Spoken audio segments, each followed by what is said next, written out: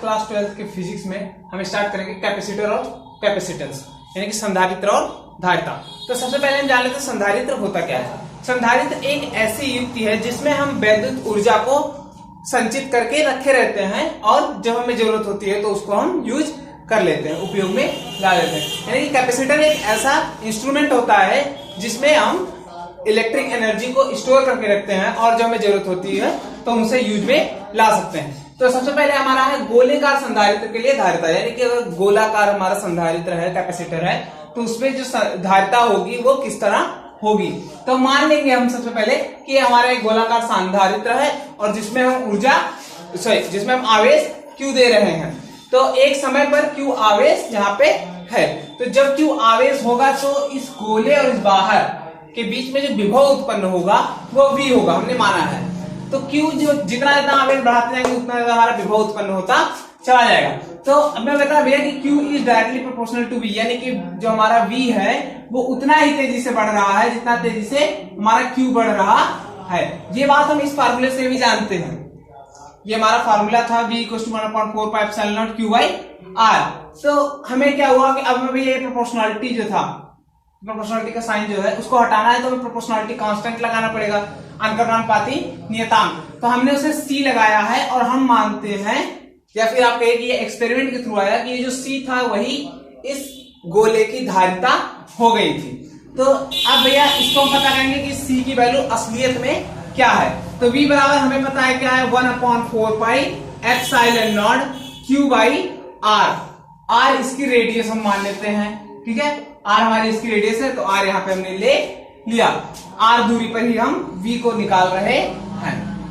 अब हम Q बराबर क्या आ जाएगा, इन सबको पक्षांतर कर लेते हैं। तो यहाँ भैया भाग में तो इधर आके गुणे में हो जाएंगे, तो क्या हो जाएगा 4πε0 R इंटू V। अब अगर आप इसे समीकरण 1 और समीकरण इसे 2 मान लेंगे तो समीकरण 1 व 2 से, समीकरण 1 व 2 से हमारा क्या हो जाएगा कि C बराबर कितना आ जाएगा हमारा, यानी कि कैपेसिटेंस बराबर इसका क्या आ गया 4πε0 R, यानी कि किसी भी गोलेकार संधारित्र के लिए धारिता C बराबर 4πε0 R होगी, जहां पे R उस गोले की त्रिज्या होगी। अब यह गोलाकार खत्म हो गया, अब हम लेते हैं पैरेलल प्लेट कैपेसिटर, ठीक है, यानी कि समांतर पट्टिका संधारित्र, ठीक है। अब समांतर पट्टिका संधारित्र में थोड़ा सा अलग होता है। अच्छा, आपको पता होगा कि किसी भी प्लेट पर जो हमारा इलेक्ट्रिक फील्ड था वो कितना था, σ/ε0, ठीक है। तो देखिए मान लीजिए ये एक प्लेट है और ये एक प्लेट है, तो इस प्लेट पे हमने प्लस चार्ज दे दिया है और इस वाले पे हमने बगल वाले पे जो दिया है वो माइनस चार्ज अपने आप हो गया है। अगर कभी भी आपको पता होगा अगर चार्ज देते हैं पहले प्लेट कैपेसिटर में तो एक पे धनावेश और दूसरे पे ऋणावेश आ जाता है। तो एक बार बताइए भैया, इसके बीच में इलेक्ट्रिक फील्ड होगी और इलेक्ट्रिक फील्ड यानी कि वैद्युत क्षेत्र जो होगा वो कितना होगा, σ/ε0। अच्छा, मान लीजिए ये आवेश हमारा कितना है Q। हेडिंग में आप डाल लीजिएगा कि समांतर पट्टिका संधारित्र, ठीक है। तो अब भैया E हमारा कितना है σ/ε। आपको याद हो तो V बराबर कितना था, -E.dr, ठीक है। dr का मतलब क्या है, दूरी थी, तो इन दोनों के बीच की दूरी को अगर हम d मान लें, स्मॉल d, ठीक है, तो dr को जोड़ेंगे, dr का मतलब छोटी दूरी, सबको जोड़ेंगे तो पूरा जोड़ने पे कितना आ जाएगा, d आ जाएगा। इंटीग्रेशन का मतलब होता है जोड़, तो इसमें हम किसको जोड़ रहे हैं, दूरी को, और दूरी को जोड़ते जोड़ते कितना आ गया टोटल, d आ गया। तो v बराबर हमारा कितना हो जाएगा, E इंटू डी। हाँ भैया माइनस साइन ले लिया है क्योंकि v की दिशा इधर उधर हो जाएगी, बस और कोई फर्क नहीं आएगा। माइनस साइन बस बताता है कि इसके विपरीत में है, तो हमें विपरीत जानने से मतलब नहीं है। और E बराबर हमने पहले ही बता दिया है कितना है, σ/ε0, ठीक है। सिग्मा क्या होता था, मान लीजिए इसका क्षेत्रफल कितना है A, ठीक है, क्षेत्रफल इसका है A और हमारा दूरी जो है वो है D। तो हमने बताया था सिग्मा क्या था, चार्ज पर यूनिट एरिया, ठीक है, यानी कि पृष्ठ पर उपस्थित एकांक धनावेश, ठीक है। चार्ज डेंसिटी भी हमने कहा था इसे on surface, charge density on surface भी हमने इसे कहा था, तो यानी कि एकांक क्षेत्रफल पर जितना आवेश है वो इतना है, तो कुल आवेश के बराबर कितना हो जाएगा, Q अगर कुल आवेश है तो क्या होगा, A से गुणा करेंगे और एकांक आवेश यानी कि सिग्मा, तो सिग्मा बराबर हमारा कितना आ जाएगा, Q बाई A आ जाएगा। तो सिग्मा का ये मान उठा के यहां रख देंगे, तो E बराबर हमारा कितना आ गया, Q upon A epsilon not. ठीक, अब इसमें भैया V के लिए हम चले जाते हैं, V अगर निकालेंगे तो क्या हो जाएगा हमारा, Q into D upon A epsilon not. ठीक, अब हमें उसी रूप में बदलना है, Q और V के रूप में बदलना है, तो Q आवेश हमारे पास यहां है और V यहां है, तो Q को अकेला रखना पड़ेगा। अच्छा, Q इक्वल टू CV था, तभी तो आएगा, जो इसके गुणे में हो जाएगा V के, वही हमारा धारिता हो जाएगा।